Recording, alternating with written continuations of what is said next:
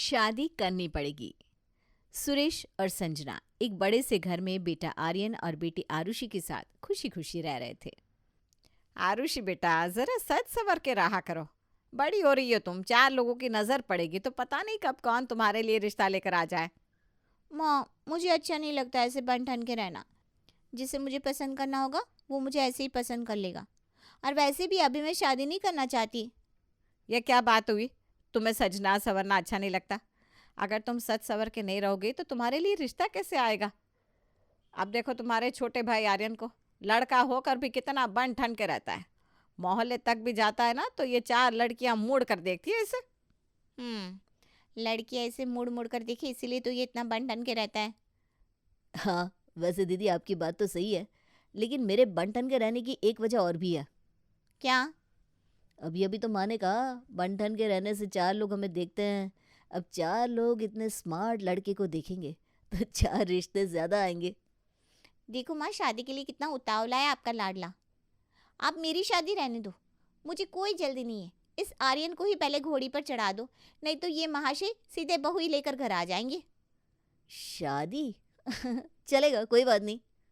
नहीं नहीं, पहले आरुषि की शादी होगी। और वैसे भी आर्यन अभी छोटा है, यह खुद को ही नहीं संभाल पाता, शादी की जिम्मेदारी क्या खाक लेगा? शादी मजाक थोड़ी ना है। शादी करना जितना आसान है, निभाना उतना ही मुश्किल। माँ, शादी के नाम से क्यों डरा रही हो आप मुझे? शादी में क्या ही मुश्किल है। मेरा दोस्त अर्णव, उसने अपनी गर्लफ्रेंड से पिछले साल शादी की थी। उसने मुझे बताया कि शादीशुदा लाइफ रिलेशनशिप से भी ज़्यादा अच्छी और सुखी होती है। आर्यन, सुखी शादीशुदा जीवन के लिए सिर्फ रिश्ते में प्यार होना ज़रूरी नहीं है। प्यार के साथ साथ रिश्ते में समझदारी, भरोसा, एक दूसरे की इज्जत, ये सब भी मायने रखता है। पता है माँ, मुझे शादी के बाद अपनी वाइफ को बाइक पर बिठाकर पूरे शहर में घुमाना है। वाइफ के साथ टाइम स्पेंड करना है, मूवी देखने जाना है और कितना कुछ। हाँ, तो ये सब तुम गर्लफ्रेंड के साथ भी तो कर सकते हो। काय का, मेरी वाली तो 17 बहाने बनाती है। माँ को क्या बताऊँ, किसी ने देख लिया तो। अरे क्या पुटपुटा रहे हो? कुछ नहीं। अब बातों बातों में आपने मेरी शादी की बात निकाली है तो सुनो। 100 बातों की एक बात, मुझे शादी करनी है। सुन रहे हो ना जी? आज तक घड़ी, बाइक, इन सब की जिद करने वाला हमारा ये लाडला अब शादी की जिद कर रहा है। हाँ तो करने दो ना श्रीमती जी जिद। ये भी कॉलेज में पढ़ता है, इसके पास नौकरी भी नहीं है। जिद करने से क्या होगा? किसी लड़के ने इसे हाँ भी तो कहना चाहिए।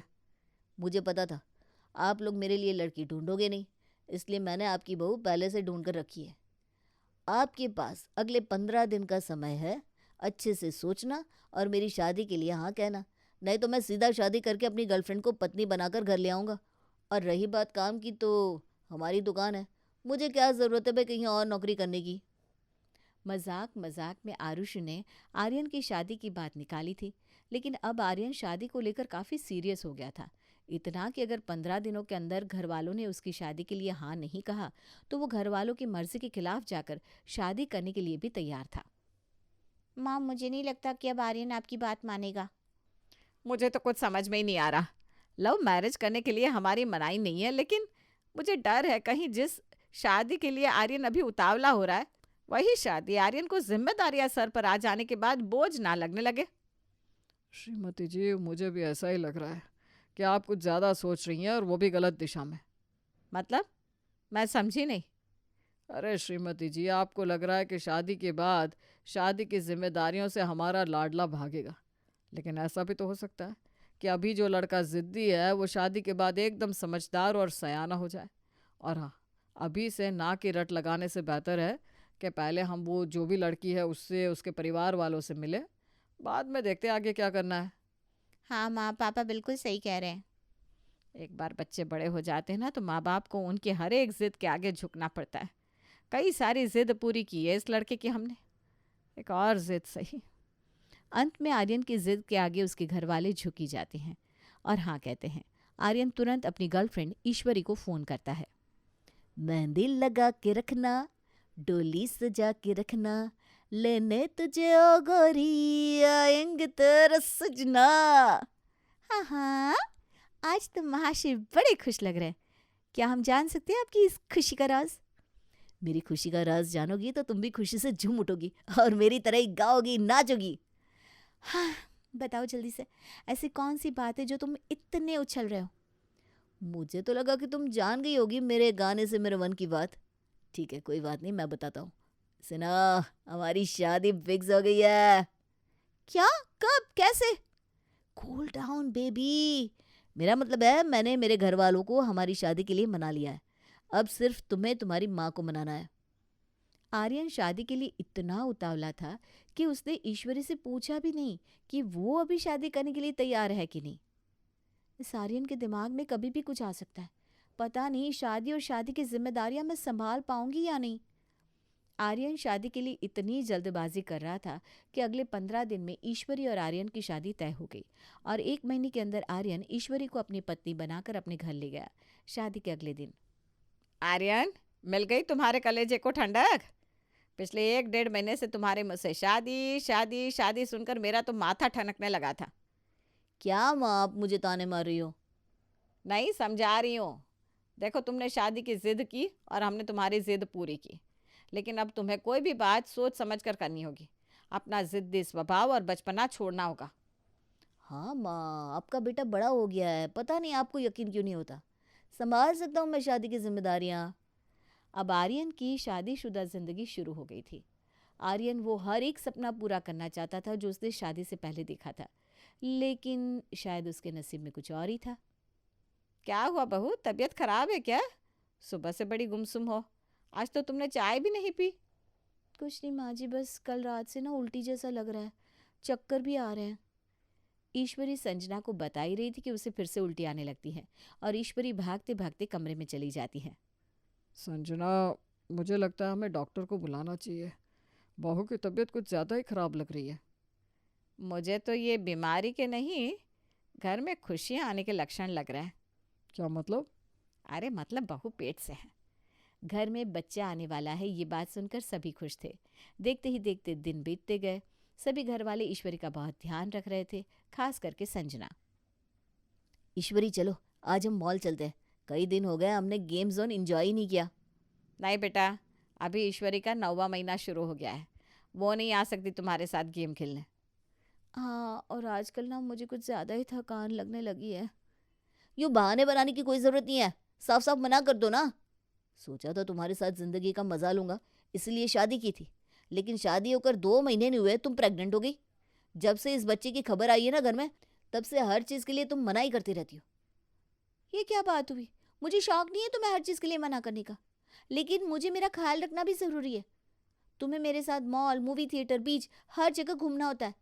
लेकिन उस दिन मैंने तुम्हें मेरे साथ हॉस्पिटल चलने के लिए कहा, महीने की ट्रीटमेंट के लिए, तो तुम कितने नखरे कर रहे थे। आखिर में तुम आए ही नहीं ना, मुझे आरुषि दीदी को लेकर जाना पड़ा। मुझे मेरी गलतियाँ मत दिखाओ, समझी? कितनी बदल रही हो तुम, हाँ? मुझे तुमसे बात ही नहीं करनी। ऐसे ही महीना बीतता है और घर में नन्हा सा मेहमान आता है। पहले कुछ दिन घर में बच्चा आने की वजह से घर का माहौल बड़ा अच्छा रहता है, लेकिन घर में बच्चा आने की खुशी और घर का अच्छा माहौल ज़्यादा दिनों तक नहीं टिकता। एक दिन रात को 2 बजे बच्चा रोने लगता है और बच्चे के रोने की आवाज़ से आर्यन इरिटेटेड हो जाता है। ईश्वरी चुप कराओ ना इसे, कितना रोता है। महीने भर से रो रो के मेरी जान खा रखी है। ये कोई टाइम है क्या रोने का? आर्यन, बच्चों के रोने का कोई टाइम फिक्स थोड़ी ना होता है। बच्चे कभी भी रोते हैं। पॉटी की है इसने, इसलिए ये जग गया और अब रो रहा है। बस 2 मिनट में साफ करती हूँ, फिर ये चुप हो जाएगा। अरे जल्दी करो।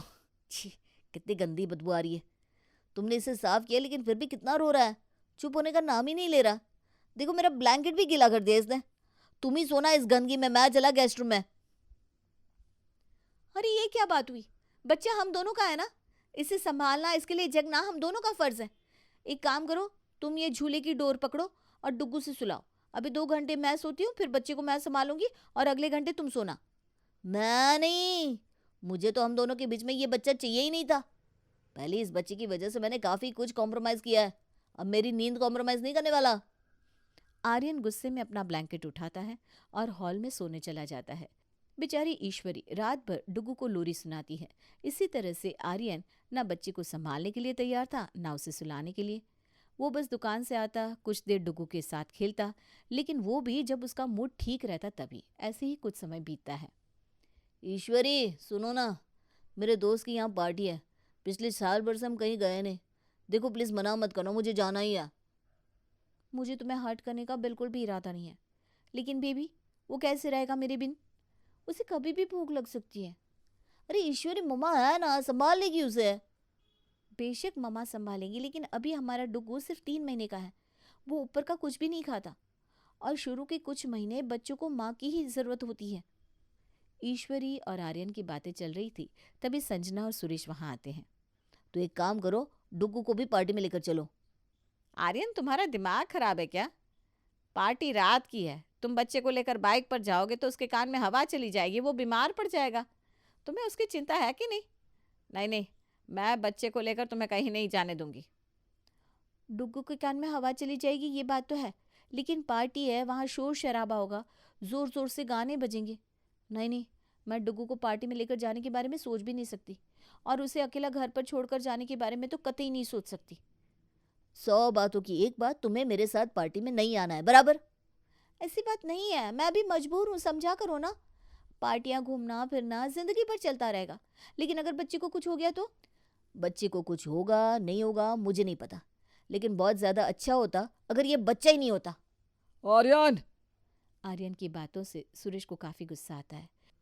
गुस्से में सुरेश आर्यन के ऊपर हाथ उठाता है, लेकिन सही समय पर संजना और ईश्वरी उसे रोक लेते हैं।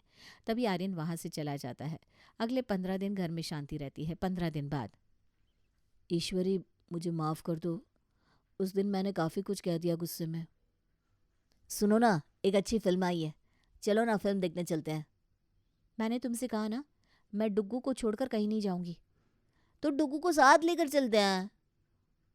तुम मुझे कुछ लेक्चर दो, उससे पहले मैं बता रहा हूँ कि हम दोपहर के टाइम फिल्म देखने जाएंगे, क्योंकि दोपहर में भीड़ नहीं होती और दोपहर में ठंडी भी नहीं होती, तो डुग्गू को कोई परेशानी नहीं होगी। जैसे तैसे करके आर्यन ईश्वरी को फिल्म देखने के लिए मना लेता है। फिर दोनों डुग्गू को लेकर बाइक पर बैठते हैं और चल पड़ते हैं थिएटर।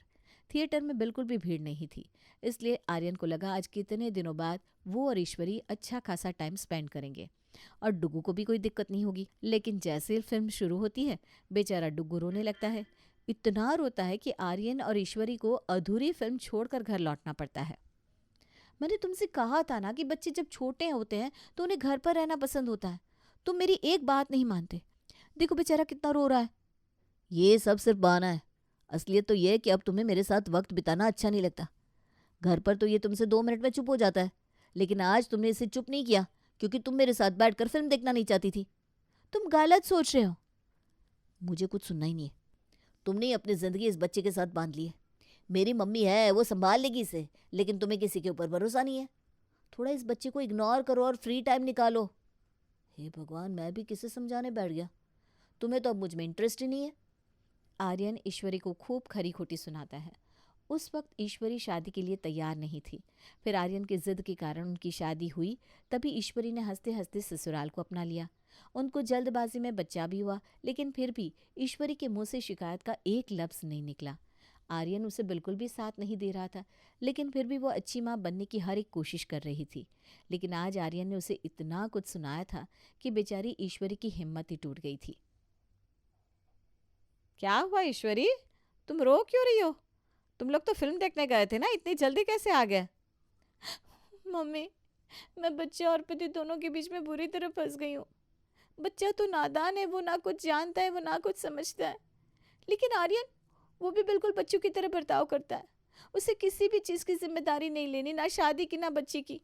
वो हर वक्त अपनी जिम्मेदारियों से भागता रहता है, लेकिन मैंने कभी भी उसे कुछ भी नहीं कहा।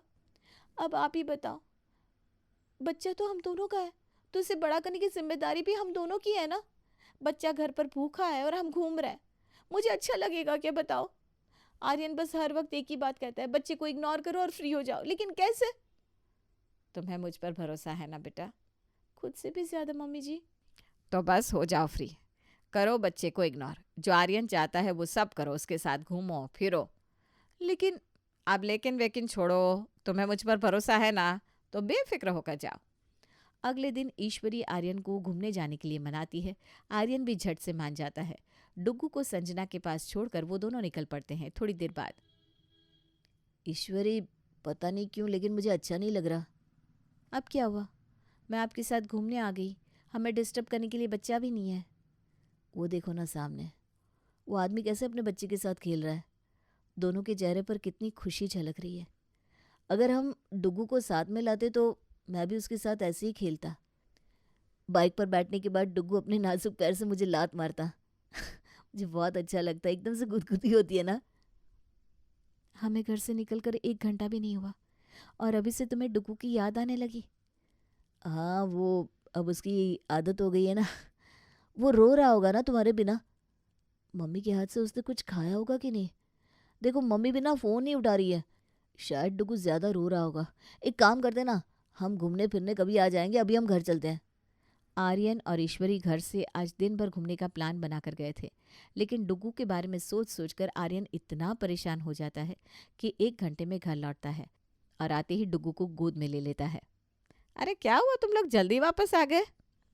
हाँ मम्मी जी, वो आर्यन डुगू को मिस कर रहा था। हैरानी वाली बात है, हर वक्त तो ये तुम पर चिल्लाता रहता है कि तुम डुगू की कुछ ज़्यादा ही फिक्र करती हो, और आज ये डुगू के लिए आधे रास्ते से वापस आ गया। अरे क्यों चिढ़ा रही हो मम्मी? जब से डुगू इस दुनिया में आया है, ईश्वरी उसका इतना ख्याल रखती है कि कभी मुझे उसकी फिक्र ही नहीं हुई। लेकिन आज जब ईश्वरी और मैं दोनों साथ में थे और डुगू अकेला घर पर, माना कि आप भी थी, लेकिन फिर भी मुझे काफ़ी चिंता होने लगी। मुझसे रहा ही नहीं गया और मैं वापस आ गया। बेटा, इसी फिक्र को ही तो कहते हैं बाप बनना। इसीलिए मैं हमेशा कहती थी, शादी करना जितना आसान है, निभाना उतना ही मुश्किल। देर से ही सही, लेकिन अच्छा है तुम्हें अपनी जिम्मेदारियों का एहसास हुआ। मुझे माफ़ कर दो मम्मी, खास करके ईश्वरी तुम। मैंने तुम्हारे साथ पिछले कुछ दिनों से काफ़ी बुरा बर्ताव किया है। अचानक हमारी ज़िंदगी में बच्चा आ जाने से काफ़ी कुछ बदल गया था। तुम मुझसे दूर जा रही थी, मैं परेशान हो गया था।